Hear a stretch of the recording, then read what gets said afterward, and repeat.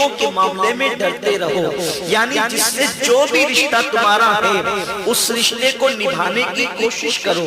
اگر کسی سے پڑوسی کا رشتہ ہے تو پڑوسی کا رشتہ نبھانے کی کوشش کرو، اگر کسی سے دوستی کا رشتہ ہے تو اس سے دوستی کا رشتہ نبھانے کی کوشش کرو، اگر کسی سے اللہ اکبر ایمانی رشتہ ہے تو اس کو نبھانے کی کوشش کرو۔ اگر تم نے رشتوں کو نہ نبھایا تو تم نے جو سجدے مسجدوں میں کیے ہیں وہ سجدے تمہارے منہ پر مار دیے جائیں گے، اگر تم نے روزے رکھے ہیں تو تمہارے روزے رد کر دیے جائیں گے، کیونکہ رشتوں کے بغیر عبادتیں قبول بھی نہیں ہوتی۔ میرے پیارے آقا صلی اللہ علیہ وسلم کے پیارے دیوانوں، اتنے بڑے مجمع میں یہاں پر صوفیاء کرام بھی منبر پر جلوہ گر ہے، خانقاہی حضرات موجود ہے، میں آپ کی خدمت میں کچھ باتیں عرض کرنا چاہتا ہوں۔ اس ہندوستان کی سرزمین پر جتنے بھی صوفیہ تشریف لائے ہیں، میں پورے چیلنج کے ساتھ کہتا ہوں، سرکار غریب نواز سے لے کر محبوب الہی سے لے کر سرکار بندہ نواز تک اور جتنے اولیاء کرام ہیں،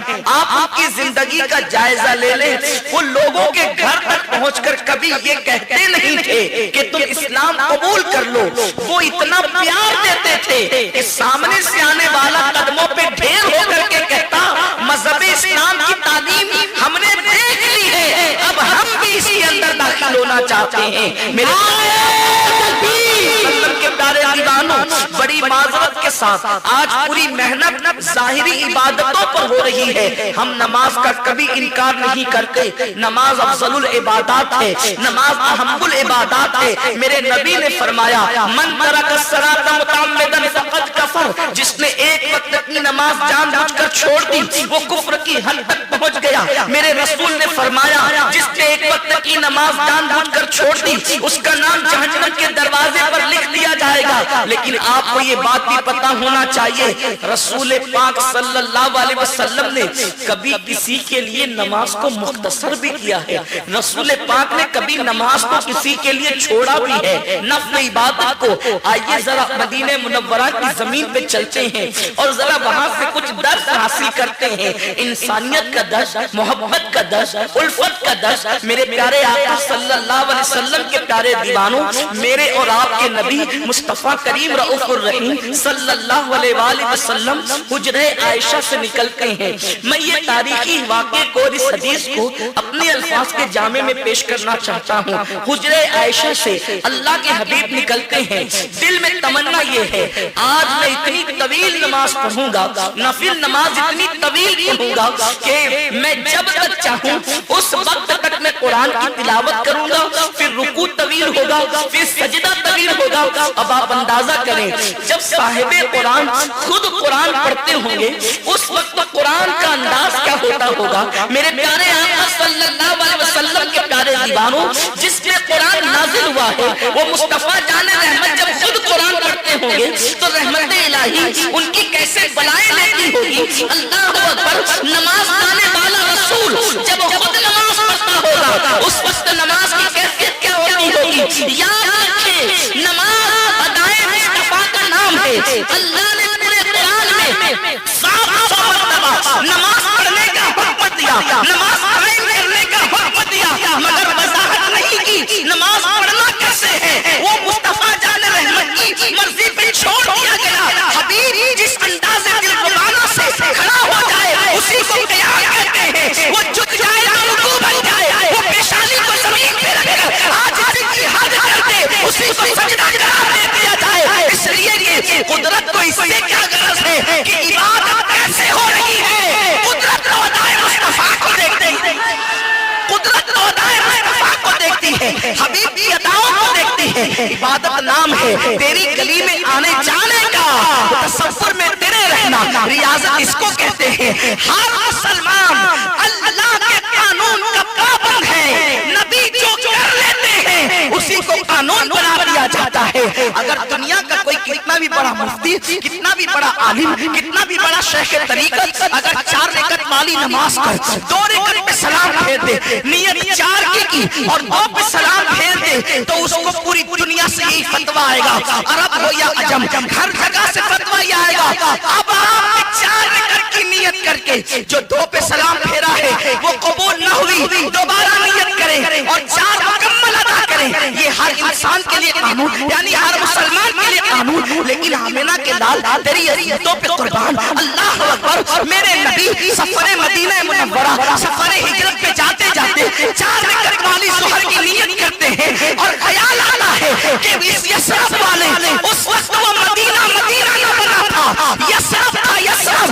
اللہ اکبر، مصطفیٰ کریم کو اللہ میرے رب نے کیسا کریمانہ دل دیا تھا، کیسا رحم دل دیا تھا۔ حالت نماز میں خیال آتا ہے کہ یثرب والے چھتوں پہ چڑھ کر کے آنکھوں پہ ہاتھ رکھ کے دور دور دیکھتے ہیں وہ نبی آ رہے ہیں یا نہیں، وہ حبیب آ رہا ہے یا نہیں۔ تو میرے رسول نے جلدی میں 4 رکعت والی نماز کی نیت کی اور 2 پہ سلام پھیر دیا۔ قدرت نے یہ نہیں کہا حبیب 4 کی نیت کی تھی، 2 پہ سلام پھیرا، اٹھئے اور 4 مکمل کیجئے نہیں، بلکہ قدرت کی طرف سے یہ قانون بن گیا۔ تو نے تو جلدی میں 2 پہ سلام پھیر دیا، اب قیامت تک جو بھی سفر کرے گا وہ 4 رکعت والی تو ہی پڑھے گا۔ 4 رکعت والی تو ہی پڑھے گا۔ یہ نہیں ارے 2 زیادہ پڑھے تو ثواب زیادہ ملے، کہا تیری رکعت سے غرض نہیں ہے حبیبی ادا پیارے، تیری سیرت تیری صورت زمانے سے نرالی ہے، تیری سیرت تیری صورت زمانے سے نرالی ہے، تیری ہر ادا پیارے دلیل بے مثالی ہے، تیری ہر ادا پیارے۔ آپ کو اداؤں کے لیے دلیل کی ضرورت ہے، مصطفیٰ کریم کی ادائیں ہی دلیل بن جایا کرتی ہیں۔ ہم دلیل کے محتاج ہیں اور دلیل ادائیں مصطفیٰ کی محتاج ہے۔ تیری ہر ادا پیارے دلیل بے مثالی۔ کہاں گئے وہ لوگ جو کہتے ہیں ہم نبی کی طرح، نبی ہماری طرح نادان؟ تو 4 رکعت والی پر 2 پر سلام پھیرے تو تجھ پہ فتویٰ ہے مولوی صاحب 4 مکمل کریں۔ یہ حبیب کی ادائیں ہیں، قدرت نے قیامت تک کے لیے قانون بنا دیا۔ میرے آقا علیہ السلام کے دیوانوں، میرا عنوان وہ نہیں ہے، لیکن اللہ اکبر، میرے آقا سلام نماز کے لیے حجرہ عائشہ سے نکلے اور آج تمنا ہے طویل قرات کریں گے، طویل رکوع کریں گے، طویل سجود کریں گے۔ اللہ اکبر، وہ سجود اللہ اللہ جس کے بارے میں ڈاکٹر اقبال کہتے ہیں یہ ایک سجدہ جسے تو گرا سمجھتا ہے 1000 سجدوں سے دیتا ہے آدمی کو نجات۔ کون سا سجدہ؟ کون سا سجدہ؟ پوری دنیا میں 250 کروڑ لوگ سجدے کر رہے ہیں، ان کو لوگوں کی گداگری سے نجات کیوں نہیں ملتی؟ سجدہ کرنے والوں کو لوگوں کی غلامی سے آزادی کیوں نہیں ملتی؟ اقبال نے کہہ تو دیا، بڑا مفکر تھا وہ، قلندر لاہوری تھا، وہ دن کا شاعر رات کا صوفی تھا جسے دنیا اقبال کہتی ہے۔ وہ قلندر لاہوری کہتا ہے ایک سجدہ، یہ ایک سجدہ جسے تو گرا سمجھتا ہے 1000 سجدوں سے دیتا ہے آدمی کو نجات کیوں نہیں ملتی؟ تو اقبال نے سجدے کے لیے قید لگائی، عشق تیرا اگر نہ ہو میری نماز کا امام، عشق اگر تیرا نہ ہو میری نماز کا امام، میرا قیام بھی حجاب میرا سجود بھی حجاب۔ پھر وہ سجدہ حجاب بن جاتا ہے، وہ سجدہ ترقی پر نہیں لے جاتا، امت اسی عشق مصطفیٰ سے دور ہو گئی، اسی لیے سجدے اب عروج پر نہیں لے جاتے، وہی حجاب بن جاتے ہیں۔ اس لیے کہ نماز سے پہلے امام عشق مصطفیٰ کو بنانا، نماز سجود سے پہلے اس سجود کے اندر عشق مصطفیٰ کی روح داخل کرنی ہوگی، ورنہ اقبال تو یوں کہہ گئے فلسفہ رہ گیا تلقین غزالی نہ رہی، رہ گئی رسم ازاں روح بلالی نہ رہی۔ مومن کی اذان وہ تھی اگر مردے سن لیتے تھے تو زندہ ہو جاتے تھے، مردوں کی اذان پڑھی جاتی تھی تو زندگی مل جاتی تھی۔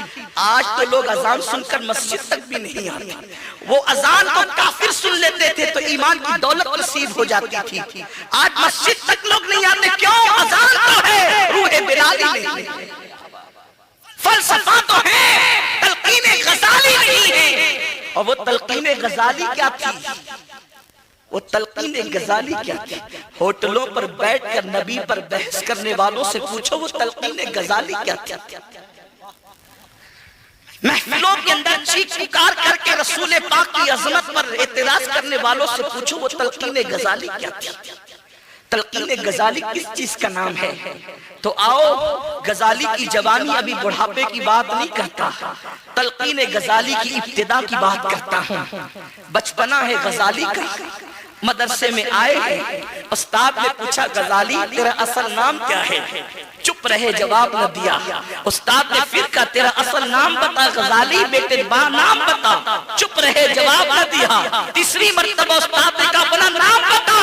استاد نے کہا سبق نہیں پوچھتا، کیونکہ سبق کوئی بھول جاتا ہے، نادان نام بھی کوئی بھولتا ہے۔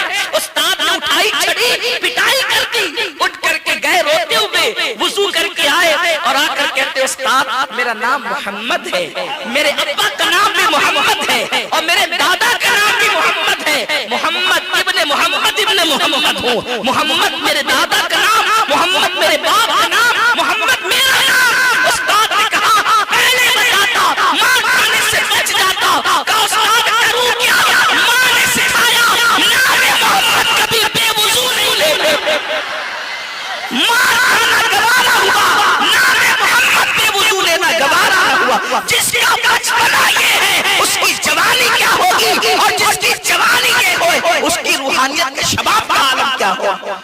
فلسفہ رہ گیا تلقین غزالی، یہ تلقین غزالی ہے۔ تلقین غزالی اس کا نام، اسلامی اسکالر بن کر ایجوکیشن پہ گفتگو کر کے قوم کو ترقی پہ نہیں لے جایا جا سکتا۔ ایجوکیشن اپنی جگہ، دولت اپنی جگہ، ترقی اپنی جگہ، لیکن سب سے بڑی ترقی کی جو جانیں ترقی ہے، جس نے عرب کے صحرا نشینوں کو کیسر و کسرا کا تاجدار بنایا ہے، وہ یہی ہے جسے عشق مصطفیٰ کہتے ہیں۔ عشق اگر تیرا نہ ہو، میری نماز کا امام، میرا قیام بھی حجاب، میرا سجود بھی حجاب، میرا عنوان یہ بھی نہیں ہے۔ لیکن بات آئی تو میں نے عرض کر دیا، میرے پیارے آقا علیہ السلام کے پیارے دیوانوں، آمینہ کا لال عبداللہ کا در یتیم حجرہ عائشہ سے نکلا ہے، اور آقا کی تمنا ہے آج طویل نماز پڑھیں گے، طویل رکوع کریں گے، طویل سجود کریں گے، اور اس کے بعد میرے نبی نے جیسے ہی نماز شروع کی، دور سے ایک ننھے سے بچے کی رونے کی آواز آئی۔ اب ذرا دل کے کانوں سے سننا،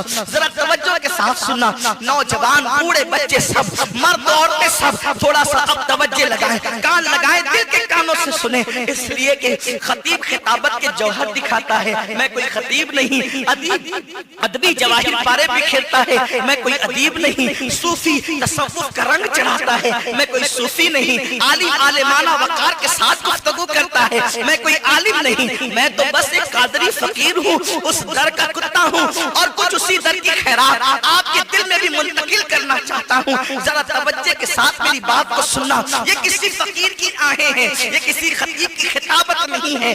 آمنہ کے لال نے جیسے ہی ننھے سے بچے کی رونے کی آواز حضور کے کانوں میں آئی ہے، حضور طویل قرات کرنا چاہتے ہیں، مگر آمنہ کے لال نے اس بچے کے رونے کی آواز کو سن کر اپنی قرات کو مختصر کیا، اپنے رکوع کو مختصر کیا، اپنے سجود کو مختصر کیا، اور نماز ہی مکمل مختصر کر دی، اور نماز مختصر کر کے میرے رسول اس آواز کی طرف چلنے لگے، اس آواز کی طرف بڑھنے لگے۔ آواز جہاں سے آ رہی تھی، حیرت کی بات یہ تھی، مدینہ منورہ کے کچھ لوگ بستروں پر سو رہے تھے، کچھ مصلے پر رو رہے تھے، کچھ ہاتھ اٹھا کر باب اجابت الہی کی طرف توجہ لگا کر آہو فگا اور آہو بکا کر رہے تھے۔ فریاد کرنے والے فریاد میں ہیں، فریاد کرنے والے فریاد میں ہیں، آہو بکا کرنے والے آہو بکا میں ہیں، سونے والے نیند میں ہیں۔ آمنہ کا لال اس بچے کی آواز پہ روتا ہوا اس دروازے تک اندھیرے میں پہنچا، لیکن حضور علیہ السلام نے کیا دیکھا؟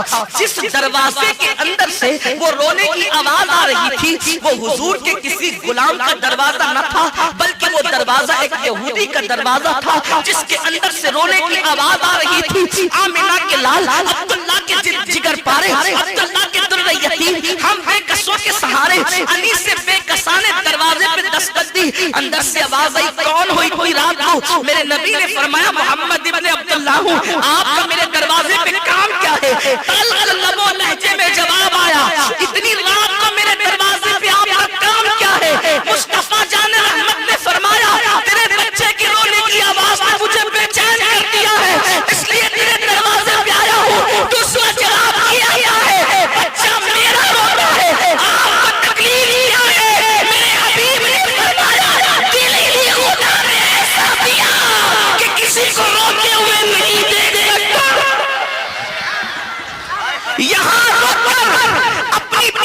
قوم سے خطاب کرنا چاہتا ہوں، بیٹیوں کی شادیوں میں 5-5 لاکھ روپے اڑا دینے والوں، ایک عید کے موقع پر 20-20 جوڑے جوتے خریدنے والوں، 10,000-15,000 کی ٹی وی اپنے گھر میں لانے والوں، ایک یہودی کا بچہ رو رہا ہے، رسول پاک نے نماز مختصر کر کے اس کے دروازے پر آنسو پوچھنے کے لیے پہنچ گئے ہیں۔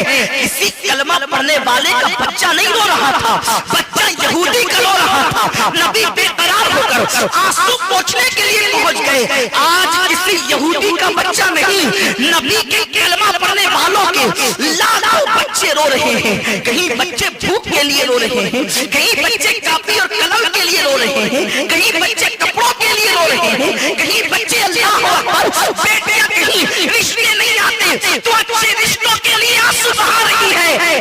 کوئی قوم ایسا دردمند دل جو ان کے آنسو پوچھنے کے لیے پہنچ جائے؟ آپ نے دین کو سمجھا کیا ہے؟ دین کو آپ نے تماشا سمجھا ہے؟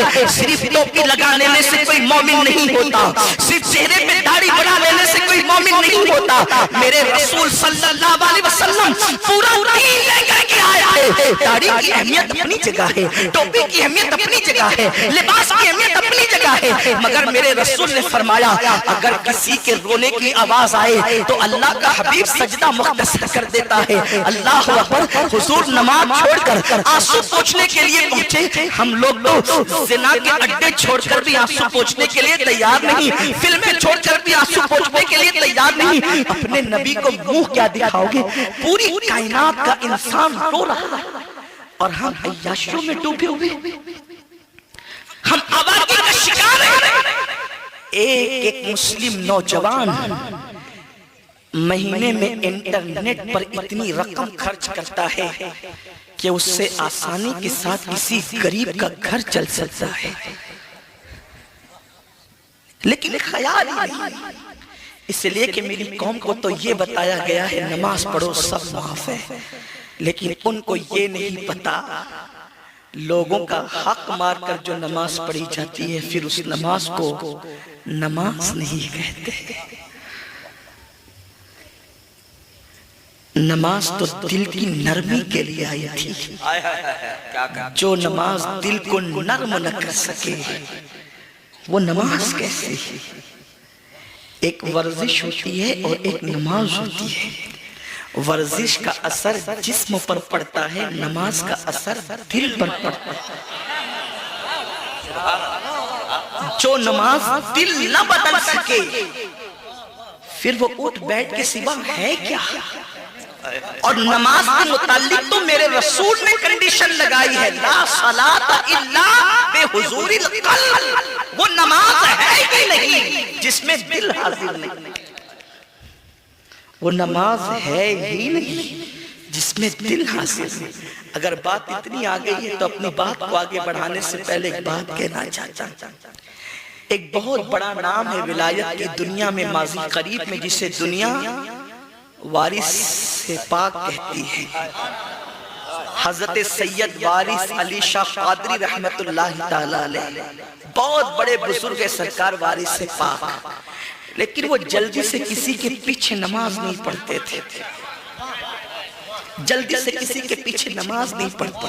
کچھ حاسدین نے یہ عام کر رکھا تھا کہ وہ نماز ہی نہیں پڑھتے، حالانکہ وہ نماز پڑھتے تھے لیکن جلدی سے کسی کے پیچھے نہیں پڑھتے تھے۔ ایک دن کسی نے کہا کہ آپ کسی کے پیچھے نماز کیوں نہیں پڑھتے؟ فرمایا کہ کھڑا ہوتا ہوں لوگوں کے پیچھے، لیکن کیا کروں، کبھی وہ بکری کے چارے کے لیے چارے والے کی دکان پہ پہنچتا ہے، تو کبھی کرانہ دکان پہ پہنچتا ہے، تو کبھی دودھ والے کی دکان پہ پہنچتا ہے۔ آخر امام کا پیچھے نیت کی ہے تو اس کے پیچھے پیچھے تو جانا ہی پڑے گا، میں کہاں تک جاؤں گا؟ اگر مجھے کسی کے پیچھے نماز ہی پڑھوانا ہے تو علی حسین اشرفی جیسا امام لے کر کے آؤ۔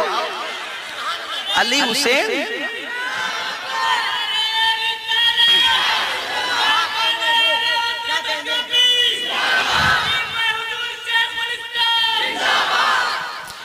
جیسا امام لاؤ جس کا حال یہ ہو کہ پھر وہ تحریمہ کہے تو جس کا نام لے اس رب تک پہنچا جائے۔ لا صلاۃ الا بحضور القلب، ہمارے بزرگوں کی شان یہ تھی۔ تو عرض یہ کر رہا تھا، حضور ایک بچے کے، وہ یہودی بچے کے آنسو پوچھنے کے لیے پہنچے، لیکن قربان جائے جب تلخ لب و لہجے میں جواب آیا، یاد رکھنا اہل حق کا امتحان ہمیشہ تلخیوں سے ہوتا ہے، لیکن حق والوں کی شان یہ ہے وہ تلخی کا جواب تلخی سے نہیں دیتے۔ اگر تلخی کا جواب تلخی سے دیا جائے تو تلخیاں ڈبل ہو جائے گی، وہ تلخی کا جواب شیریں لب و لہجے میں دیتے، وہ تلخی کا جواب میٹھاس سے دیتے ہیں تاکہ میٹھاس سے تلخی کا اثر ختم ہو جائے۔ اور یاد رکھنا جب بھی تلخیوں میں جواب میٹھاس سے دیا گیا ہے تو ہمیشہ جیت میٹھاس کی ہوئی ہے، تلخیوں کو کامیابی کبھی نصیب نہیں ہوئی۔ اور حضور علیہ السلام وہ تسلیم فرماتے ہیں جب بھی بولو تو کلام شیریں بولو، کسی کا دل جیت لو، اس لیے کہ خدا نے ہر وجود کے اندر ہڈی رکھی ہے، مگر زبان میں اللہ نے ہڈی نہیں رکھی، اس کو نرم رکھا ہے۔ کیوں؟ تاکہ تمہیں پتا چلے زبان سے نرمیاں بکھیرا کرو، سختیاں نہ بکھیرا کرو۔ اور آقا فرماتے ہیں تمہاری زبان اتنی میٹھی ہو، حضور فرماتے ہیں کسی جنتی کو دیکھنا ہے تو اس کی زبان اتنی میٹھی ہوگی کہ کوئی ایک مرتبہ ملے تو ہٹنے سے پہلے دوسری مرتبہ ملنے کی تمنا کرے گا۔